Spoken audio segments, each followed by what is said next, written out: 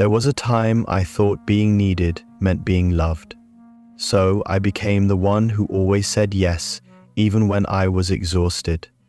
I listened, I fixed, I smiled, and I stayed.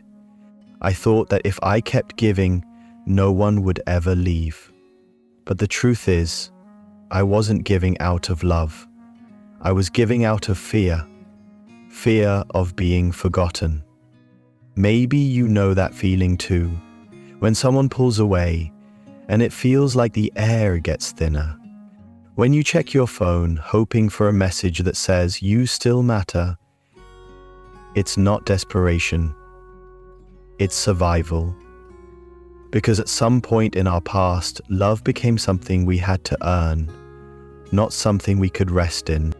Psychologists Roy Baumeister and Mark Leary once said, "The need to belong is a fundamental human motivation. Our brains are wired to see connection as safety. Thousands of years ago, being wanted meant we were part of the tribe, and being rejected meant danger. That's why silence hurts as much as a wound. Our nervous system still believes it's fighting to survive." But here's the irony. The more we try to be wanted, the more we disappear. We shrink ourselves into what others find lovable, forgetting the quiet truth that love was never supposed to be earned. And maybe that's where our story begins, not with how others see us, but with how we forgot to see ourselves. When I look back, I can almost remember the first time I learned that love came with conditions. Maybe it was when I brought home a drawing, hoping someone would say, "I'm proud of you," and they didn't look up.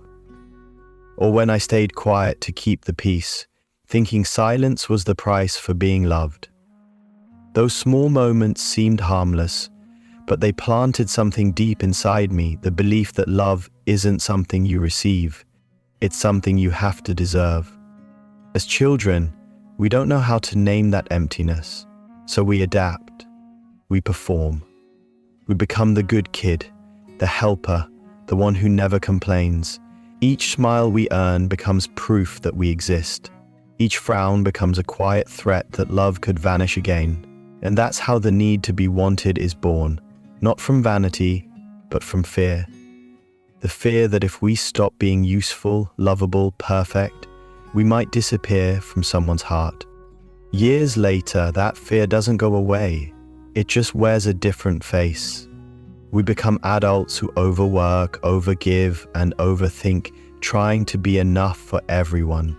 We call it kindness or loyalty, but deep down, it's the same plea. Please, don't leave me. We've mistaken being wanted for being worthy. The psychologist John Bowlby called this anxious attachment the pattern that forms when love feels unpredictable. Our nervous system learns to equate approval with safety. And so even now, a delayed reply or a cold silence can feel like danger. Our body remembers what our mind forgets. But maybe there's something deeper beneath this fear.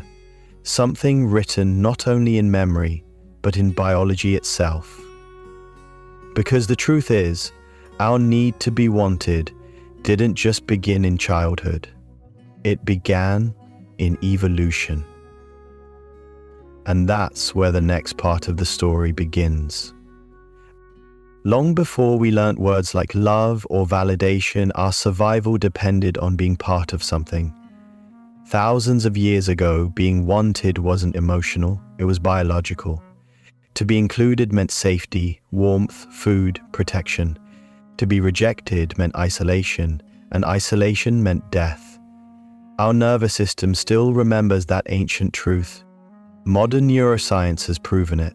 In a study by Naomi Eisenberger at UCLA, brain scans showed that social rejection activates the same regions responsible for physical pain, especially the anterior cingulate cortex.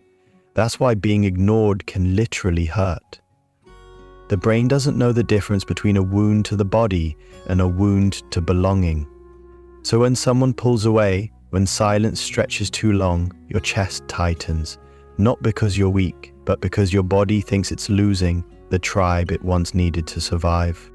This is the biology behind our need to be wanted. It's not vanity, it's evolution whispering. Stay close, stay safe. Even the strongest, most independent among us still carry that instinct, the quiet radar scanning for signs of acceptance, the ache that rises when we feel unseen. But here's the paradox. The more we chase belonging through others, the further we drift from ourselves. Because true belonging was never about being chosen. It was about remembering that we already belong, not to someone, but to life itself. There's a moment in every life when being seen starts to feel like being safe. Somewhere along the way, our quiet need to be wanted got tangled up with the noise of the world. We began performing online, at work, even with the people we love, hoping that if we just shine a little brighter, someone might finally say, "You matter." We post, we reply, we smile, and for a second, the likes and the messages feel like proof that we exist.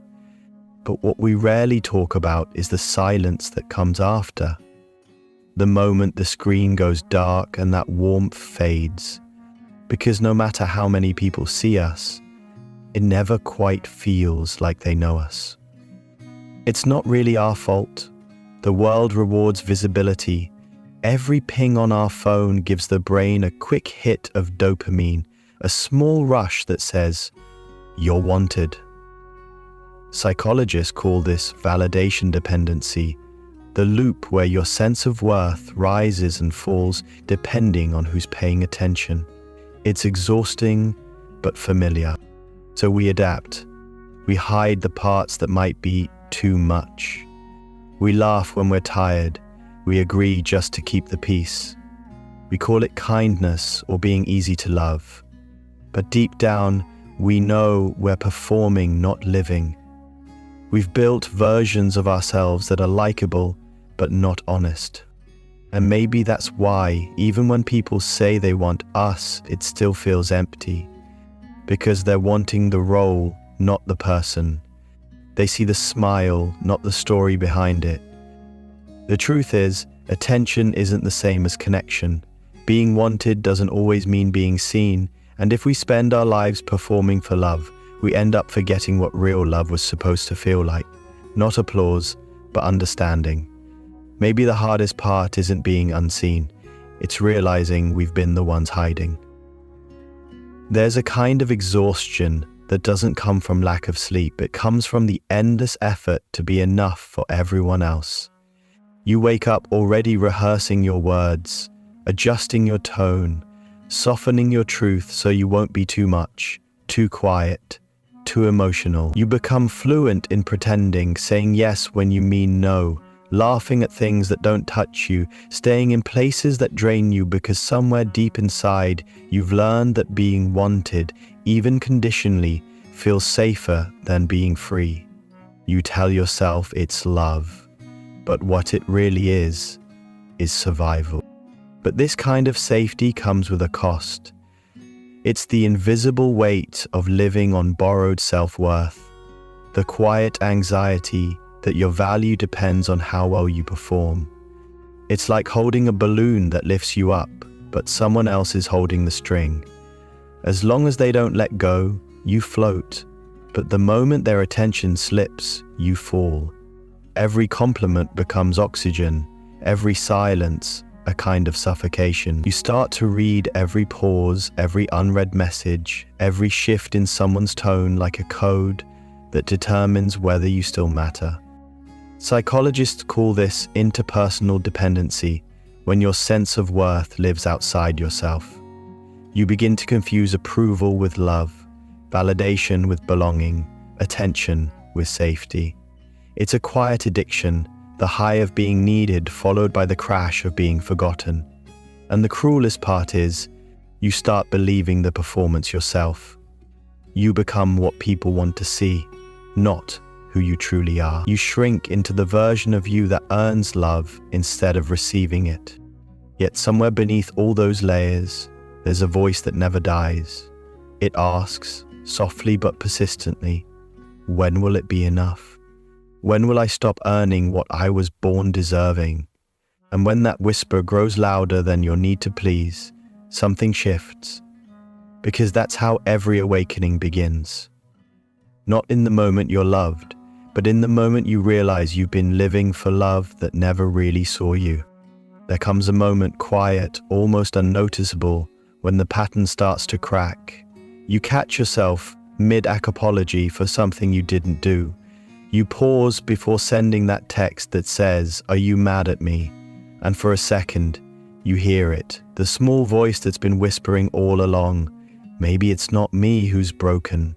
Maybe it's the way I've been taught to love. That's the beginning of awakening, the moment when exhaustion turns into awareness. You start to see how your entire life has been shaped by the need to be wanted. How every choice, every gesture, every version of you was built around one hope. If I'm good enough, they'll stay. But the truth is, the people who truly see you don't need you to earn your place. They just need you to be real. This is where self-awareness begins to bloom. Psychologist Carl Rogers called it the courage to be imperfect. You start to understand that authenticity isn't the opposite of love, it's the foundation of it. Every time you stop performing and choose honesty instead, you reclaim a piece of yourself that was lost to approval. It's not an easy realization. It feels like mourning, grieving the version of yourself that spent years trying to be chosen. You'll want to go back sometimes, to the comfort of familiar pain, but now you know too much. You can't unknow the truth, that the love you've been chasing is not the same as the love you need. And that's the turning point when your longing shifts direction. You stop running toward those who make you feel needed and start walking toward the one person who can finally give you what you've been searching for all along, you. Healing doesn't begin the day you stop hurting. It begins the moment you stop running from the hurt. There's a kind of peace that comes when you finally sit down with your own emptiness. When, instead of asking, "Who will fill this?" you start asking, "What is it trying to teach me?" For most of us, that silence feels unbearable at first. But slowly, it becomes familiar, like meeting a part of yourself you abandoned long ago. When you stop chasing people who make you feel wanted, something inside you begins to return home. You realize that your worth isn't built in someone's gaze, it's built in how gently you can hold yourself when nobody's watching.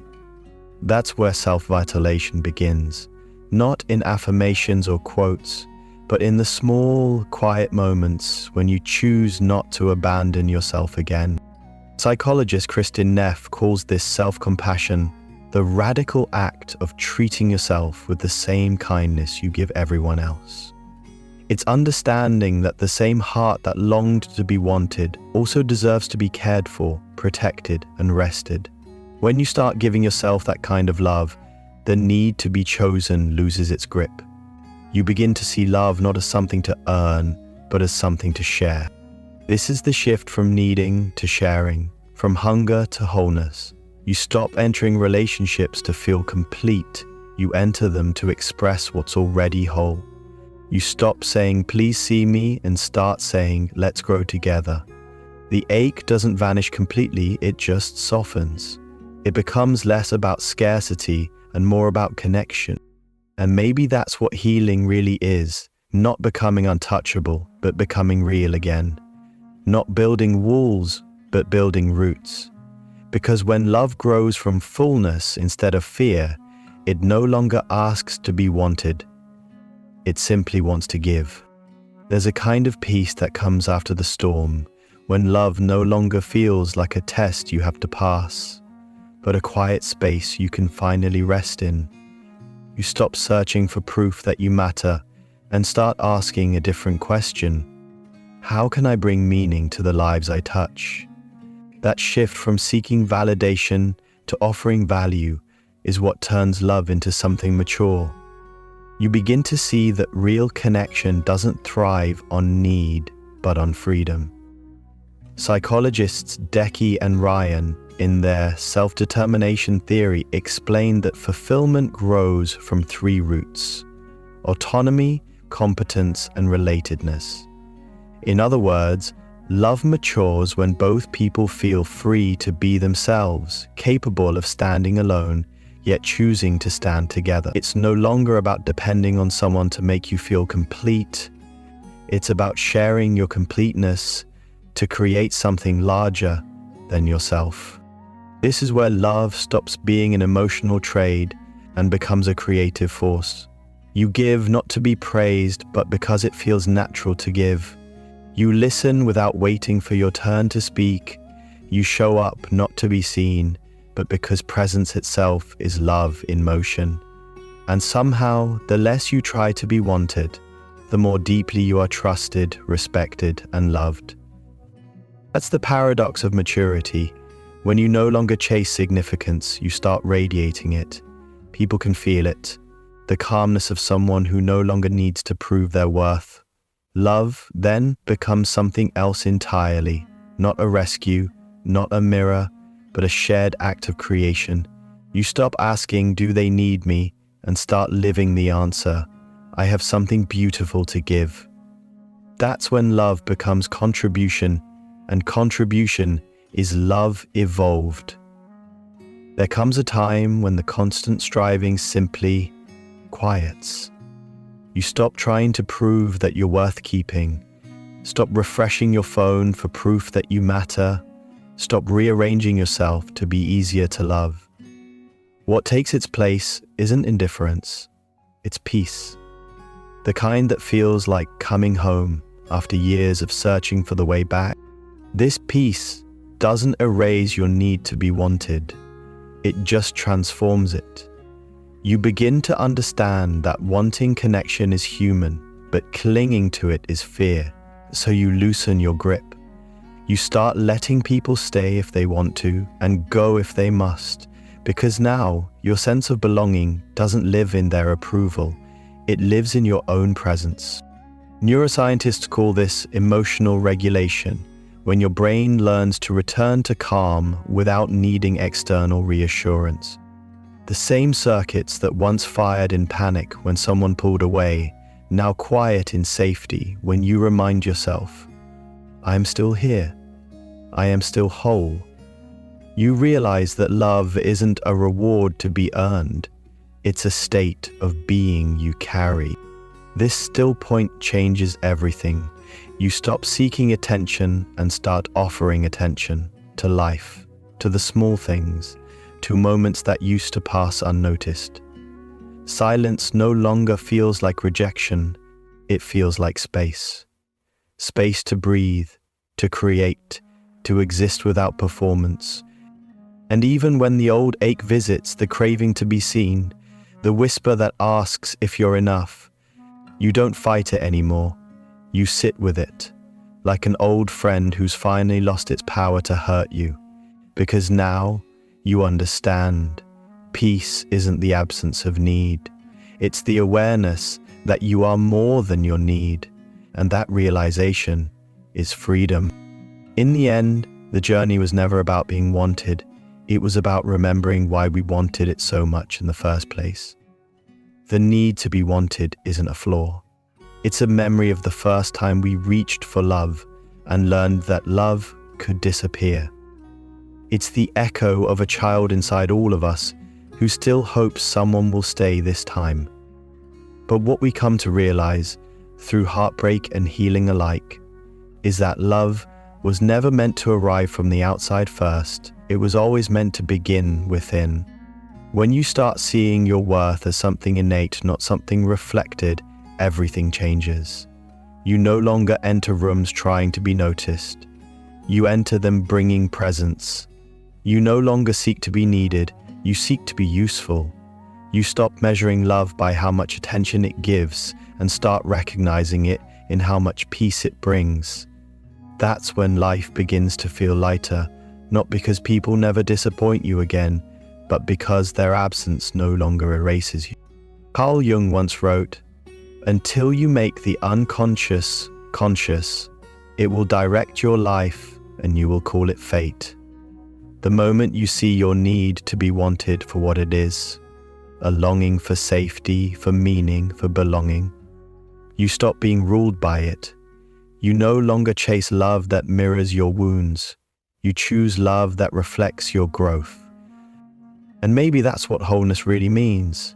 Not the end of longing, but the ability to hold it gently without shame, without fear. To understand that wanting to be seen is human, but learning to see yourself is divine. So when you ask, "Do I matter?"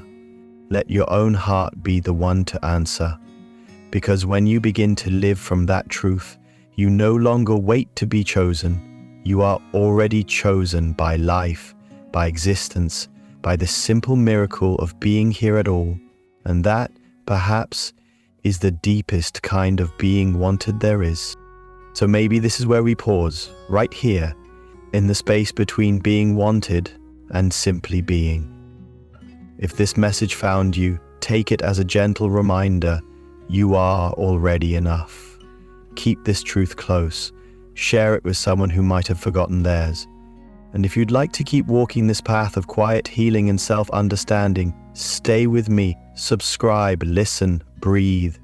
We'll keep uncovering the psychology of being human together.